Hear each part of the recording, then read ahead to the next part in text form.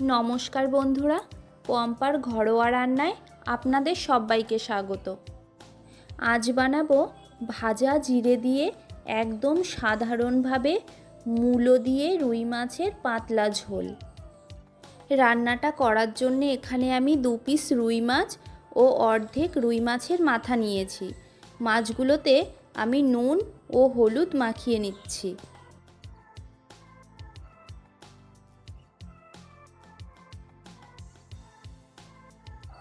একটা কড়াই গরম করে কড়াইতে দিয়ে দিচ্ছি সরষের তেল। তেলটা গরম হয়ে গেলে মাছের মাথা ও মাছগুলো আমি ভেজে নিচ্ছি।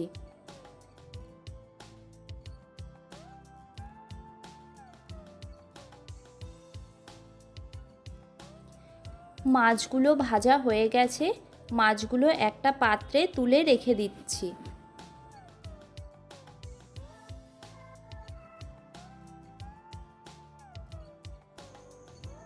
এবার ওই কড়াইয়ের মধ্যেই দিয়ে দিচ্ছি লম্বা লম্বা করে কেটে নেওয়া আলু ও মূলো। আলু ও মূলোগুলো তেলের সঙ্গে ভালো করে মিশিয়ে নিয়ে ওর মধ্যে দিয়ে দিচ্ছি স্বাদ মতন লবণ ও পরিমাণ মতন হলুদ। আলু ও মূলোগুলো 4-5 মিনিট মতন খুব ভালো করে ভেজে নেব। ভাজা হয়ে গেলে দিয়ে দেব পরিমাণ মতন জল। আলু ও মূলোটা ঝোলের সঙ্গে একবার মিশিয়ে নিয়ে 5-6টা চেরা কাঁচা লঙ্কা দিয়ে গ্যাসের ফ্লেমটা হাইতে রেখে ঢাকা বন্ধ করে 4-5 মিনিট ঝোলটা ফুটতে দেব।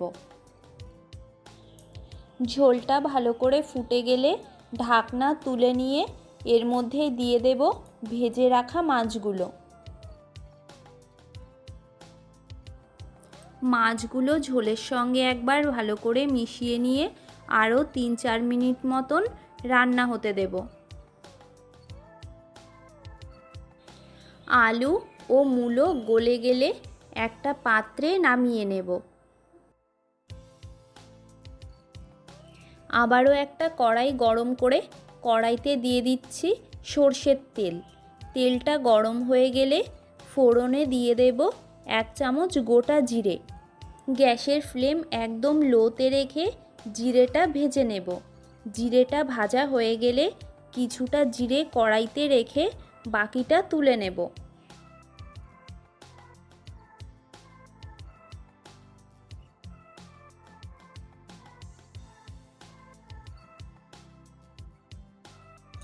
এবার ওই তেলের মধ্যেই দিয়ে দেব একটা তেজপাতা।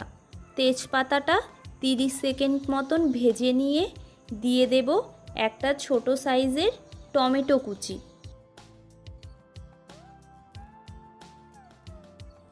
টমেটোটা মিনিট খানেক একটু ভেজে নিয়ে এর মধ্যেই দিয়ে দেব নামিয়ে রাখা মাছের ঝোল।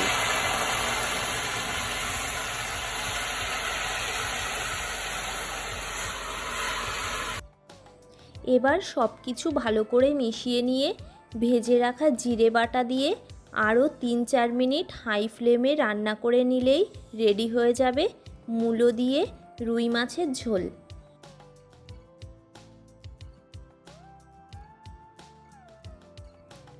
ভিডিওটা কেমন লাগলো অবশ্যই কমেন্ট করে জানাবেন।